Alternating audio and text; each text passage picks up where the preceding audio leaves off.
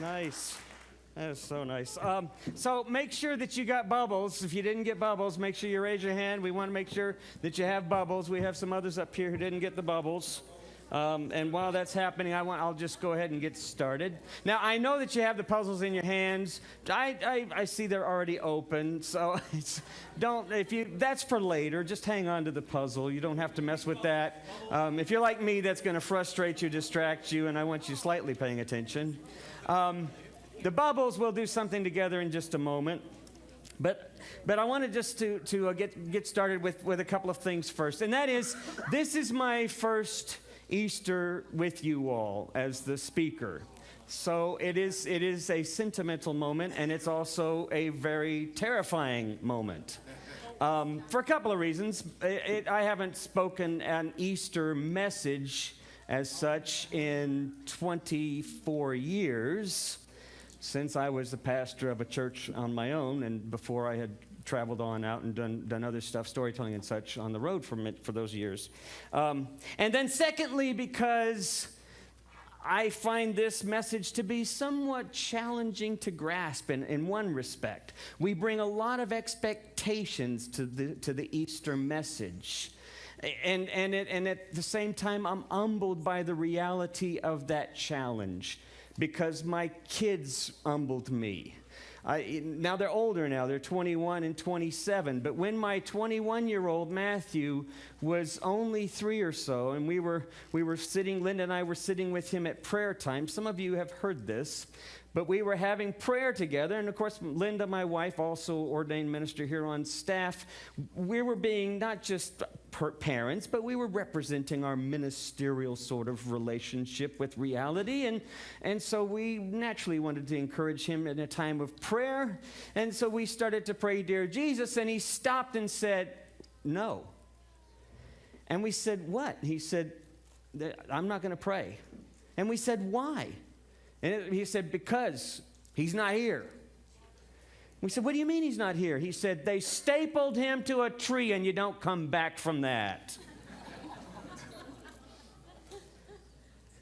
Well, that made it a little challenging, I think. And the reality is that we place all of this emphasis on Easter when I think it may be a little bit misguided. Let me share with you what I mean by that. Easter time, for example, I did a little search on it. Easter time versus Christmas. Christmas is a time when we give far more than we do at Easter. Christmas is a time when we're far more charitable than at Easter. Christmas is a time when we reach out to one another and touch one another in deep, compassionate ways, far more than we do at Easter. And yet Easter is what the church has always called the foundation of its faith. So much so that some would even say, without resurrection, there is no faith. Now that sounds fairly strong, so I want you to stay with me for a minute. I want to suggest that Easter is a bookend to what God is really all about. Christmas, if you think about it, is all about God's presence in the world. We call that incarnational theology. God is, we say that God is in everything. We say that every moment is holy. We recognize in here all the sacredness of everything that we encounter and do. Easter, to me, becomes the bookend. It becomes the yes and to Christmas. Now, I want to suggest that all of the stuff that we do at Easter, I mean, we dress up. I don't know how many of you all grew up with the idea of getting new clothes at Easter time, getting a new dress. My mom got me one. I'm just kidding, no. She got my sister one. We got new suits. And there's something to be said for that because it comes in springtime, and there is a sense in which new life and spring, and it all sort of gets all mixed and mashed up together.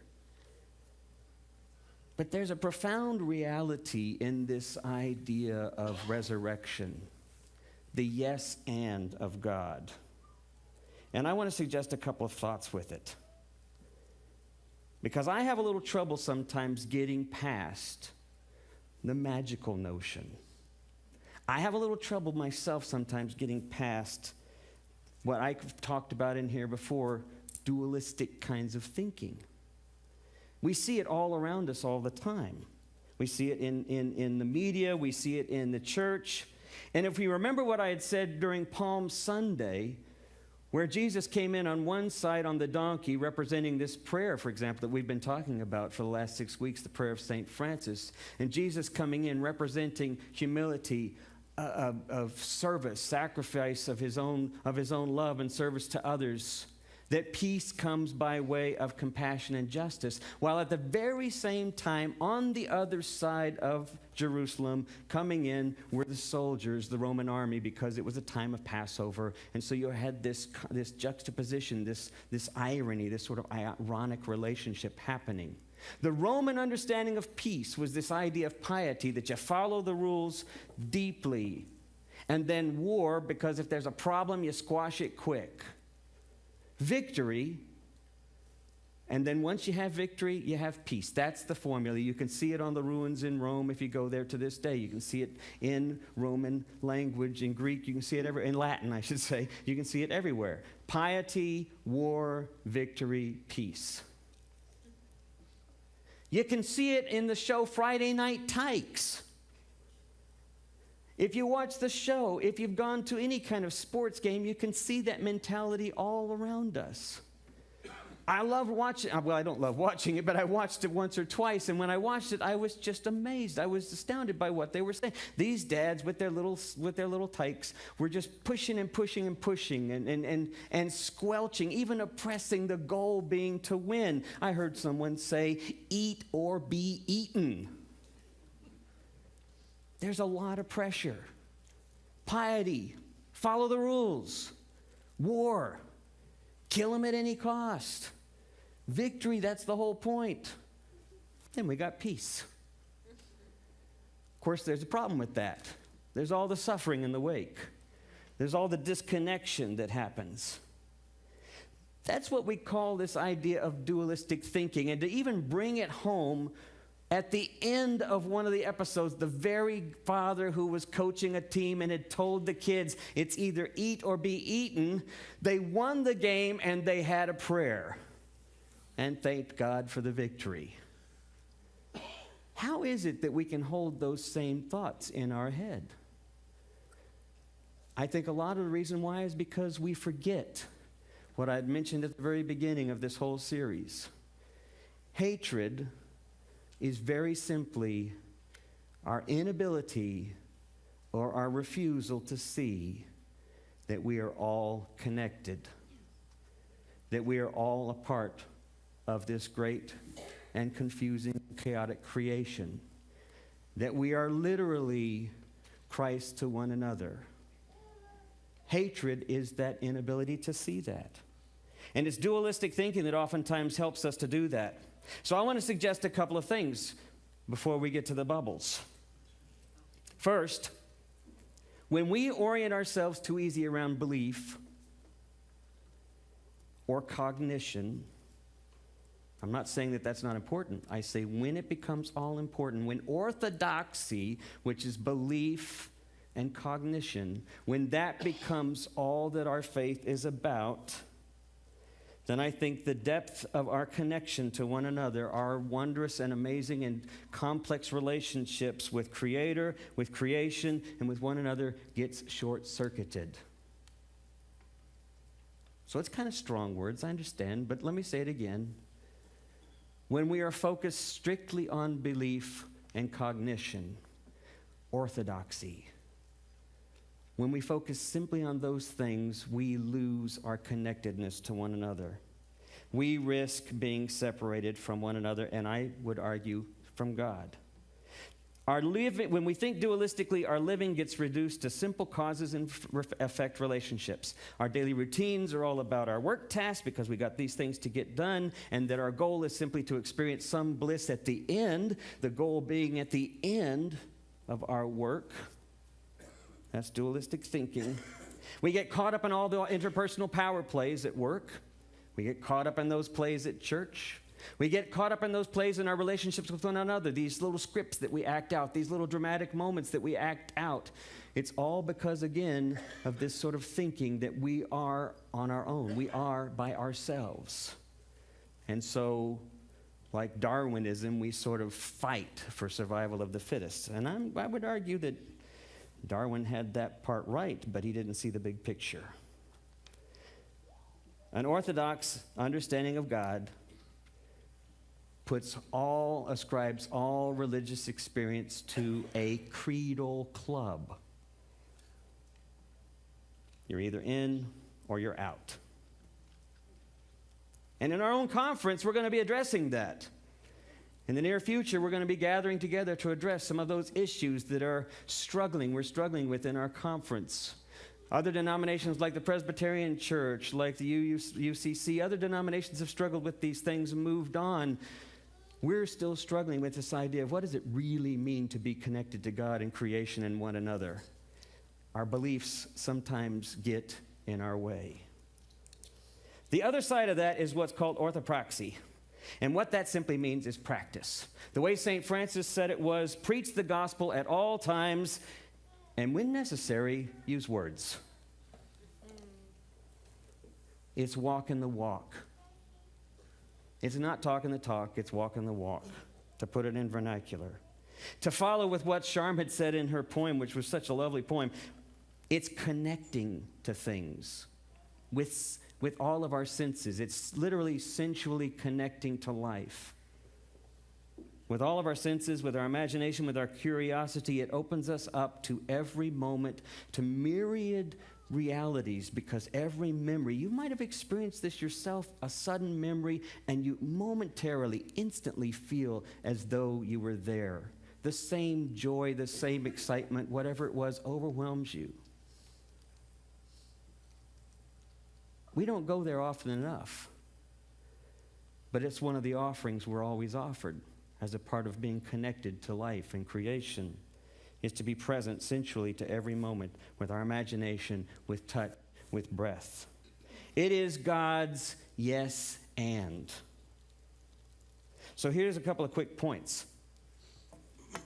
First of all, in order to get there, you got to lose yourself, right? You got to let go of ego.